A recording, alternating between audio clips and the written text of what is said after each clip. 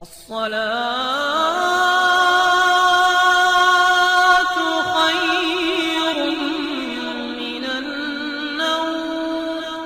پیارے دوستو، آج کی اس ویڈیو میں ہم آپ کو ایک سچا واقعہ بتانے والے ہیں جس میں ایک عورت کی شادی ایک نامرد کے ساتھ ہو گئی۔ اس کے بعد میں اس عورت نے اس آدمی کے ساتھ جو کچھ بھی کیا اس کے بارے میں جان کر آپ لوگ بھی حیران ہو جاؤ گے۔ اس لیے آج کی یہ ویڈیو بہت خاص ہے اور خاص کر کے شادی شدہ انسان اس ویڈیو کو آخر تک ضرور دیکھے گا۔ اگر یہ ویڈیو پسند آئے تو اس کو دوستوں کے ساتھ شیئر کریں تاکہ سبھی کے پاس یہ سچا واقعہ پہنچ جائے۔ تو چلیے دوستو شروع کرتے ہیں۔ سچی حکایت اور نصیحت کتاب سے یہ واقعہ آپ کو بتایا جا رہا ہے۔ ایک صاحب کہتے ہیں کہ میں ہر صبح کو فجر کی نماز کے بعد میں اپنے والد صاحب کی قبر پر جایا کرتا تھا اور ان کی قبر پر جا کر فاتحہ خوانی کیا کرتا تھا اور اس کے بعد میں وہیں سے اپنے کام کی طرف نکل جایا کرتا تھا۔ ایک بار ایسا ہوا کہ میں جمعے کے روز فجر کی نماز کے بعد میں قبرستان گیا۔ میں نے جیسے ہی قبرستان میں اپنا پہلا قدم رکھا تو میں بہت حیران و پریشان ہو گیا، کیونکہ اس وقت قبرستان سے ایسی مہک آ رہی تھی، ایسی خوشبو آ رہی تھی جیسی خوشبو میں نے اس سے پہلے کبھی نہیں سونگھی تھی اور نہ ہی ایسی مہک میں نے اس سے پہلے کبھی محسوس کی تھی۔ آج میں نے نئی خوشبو کو قبرستان میں محسوس کیا اور خوشبو نے مجھ کو بے چین کر دیا، کیونکہ وہ خوشبو کسی بھی طرح سے دنیاوی خوشبو نہیں لگ رہی تھی۔ خیر، اس کے بعد میں نے اپنے والد صاحب کی قبر پر پہنچا اور فاتحہ خوانی کرنے لگا۔ اس کے بعد میں نے دیکھا کہ میرے والد کے چند فاصلے پر ہی نئی قبر بنی ہوئی ہے، اس پر تازہ پھول اور چادر رکھی ہوئی ہے، جسے اندازہ لگا پانا مشکل نہیں تھا کہ یہ قبر 2 یا 3 دن پہلے ہی تیار کی گئی ہے۔ اس کے بعد جب میں اپنے والد صاحب کی قبر سے فارغ ہوا اور میں واپس جانے لگا تو پھر میں نے سوچا کہ کیوں نہ اس قبر پر جا کر دعائے مغفرت مانگ لوں۔ یہ سوچ کر میں اس نئی قبر کی طرف گیا، اس پر جا کر دعائے مغفرت کرنے لگا۔ دعا کے دوران میں نے محسوس کیا کہ جو خوشبو میں نے قبرستان میں داخل ہوتے وقت محسوس کی تھی وہ خوشبو اسی قبر سے آ رہی ہے۔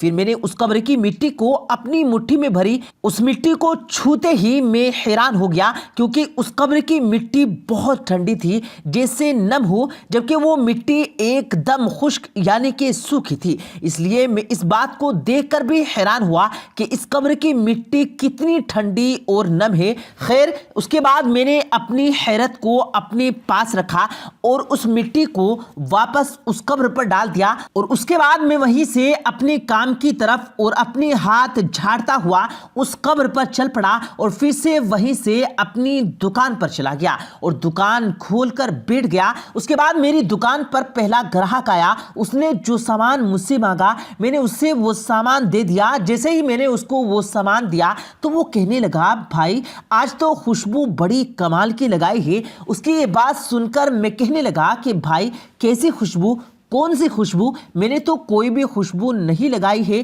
میرے ہاتھوں پر تو مٹی لگی ہوئی ہے۔ یہ سن کر میرا وہ گراہک کہنے لگا، بھائی کیوں مذاق کر رہے ہو، آپ نے بہت اچھی خوشبو لگائی ہے اور وہ بھی ایسی خوشبو میں نے اس سے پہلے کبھی محسوس ہی نہیں کی ہے۔ اتنا کہتے ہوئے وہ وہاں سے چلا گیا۔ اب میں پہلے ہی بہت حیران تھا، اب اس کی باتیں سن کر اور بھی زیادہ سوچ میں پڑ گیا۔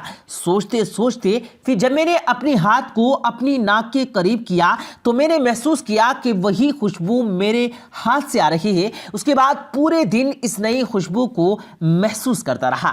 اسی دوران میں نے کئی بار اپنے ہاتھ بھی دھو لیے، مگر یہ خوشبو میرے ہاتھ میں ویسے ہی موجود رہی۔ اس کے بعد اگلے دن یعنی کہ ہفتے کے دن میں نہ چاہتے ہوئے بھی قبرستان کی طرف چل گیا اور اپنے والد صاحب کی قبر پر دعائے مغفرت کرنے کے بعد میں اس نئی قبر پر چلا گیا، یہ سوچ کر کہ یہ نئی قبر کس کی ہوگی، کون ہے اس قبر کے اندر جو اتنا نیک ہے، اس نے ایسا کون سا عمل کیا ہوگا جس کی قبر اتنی ٹھنڈی اور خوشبودار ہے، اس نے ایسا کون سا کام کیا ہوگا جس کی بدولت اسے اتنا بڑا انعام ملا ہوگا۔ یہی بات سوچ سوچ کر میں بہت پریشان ہو رہا تھا۔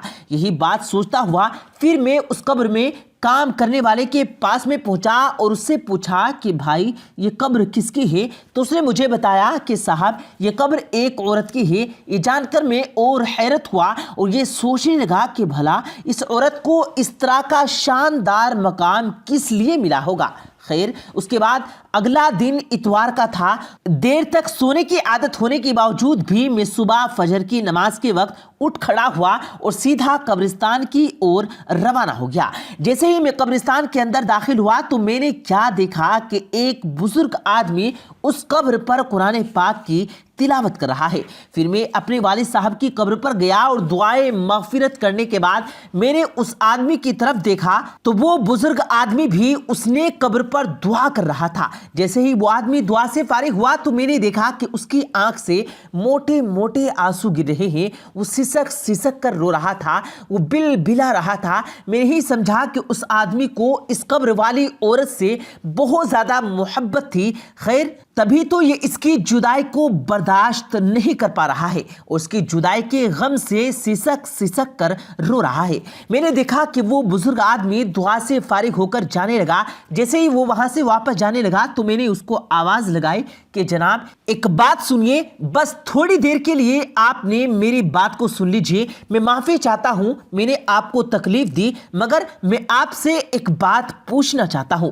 اگر آپ برا نہ مانے تو میں آپ سے کچھ پوچھوں۔ وہ بزرگ کہنے لگے جی اس میں برا ماننے کی کیا بات ہے، آپ مجھ سے کیا پوچھنا چاہتے ہیں؟ تو اس نے نہایت ہی ادب اور احترام سے اور محبت میں جواب دیا۔ میں نے کہا جی شکریہ، آپ ابھی بھی جس قبر پر دعا مانگ رہے تھے یہ قبر کس کی ہے؟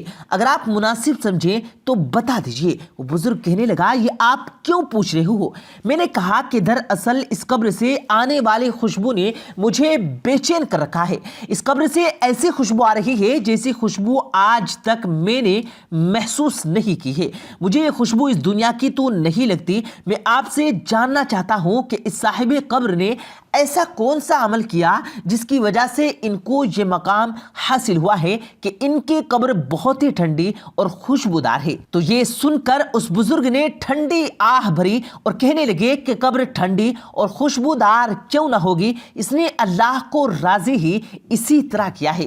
یہ سن کر میں کہنے لگا کہ جی میں تو یہی جاننا چاہ رہا ہوں کہ اس میں ایسا کون سا عمل کیا ہے، ایسا کون سا کام کیا ہے جس سے ان کو یہ انعام ملا ہے۔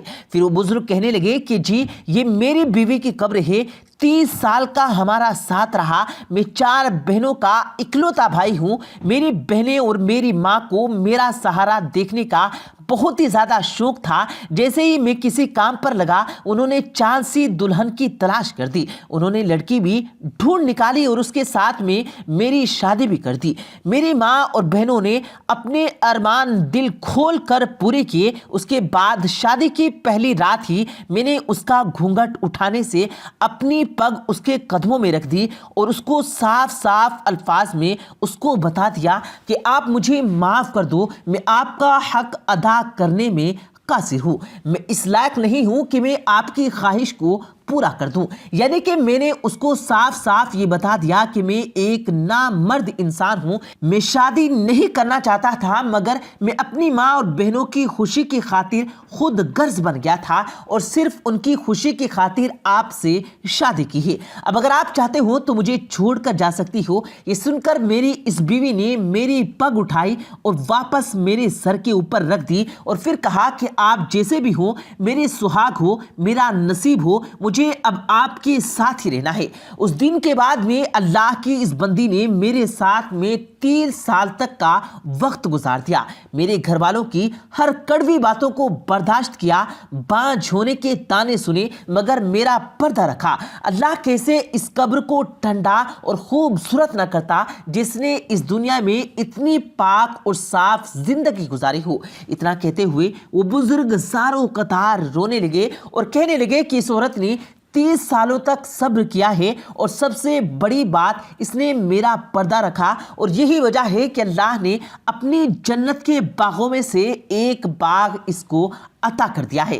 پھر وہ بزرگ کہنے لگے بس میں آپ سے یہی کہنا چاہتا ہوں کہ اگر کسی عورت سے آپ وفا چاہتے ہو تو اس کو وقت دو، اس کو محبت دو، اس کو بھروسہ دو، اور سب سے بڑی بات اگر آپ اسے بھروسہ دو گے تو وہ آپ کے لیے اپنی جان دے دے گی، مگر آپ کے ساتھ میں کبھی بھی بے وفائی نہیں کرے گی۔ اور ایسی عورت جو صبر کرتی ہے، اپنے شوہر کی خامیوں کو، اپنے شوہر کی غلطیوں کو چھپاتی ہے، تو ایسی عورت ولیہ ہوا کرتی ہے۔ اللہ پاک سے دعا ہے اللہ پاک ہماری تمام بہنوں کو اس چیزوں پر عمل کرنے کی توفیق عطا فرمائے، آمین اللہم آمین۔ پیارے دوستو، امید کرتے ہیں آپ کو آج کی ہماری یہ ویڈیو ضرور پسند آئی ہوگی۔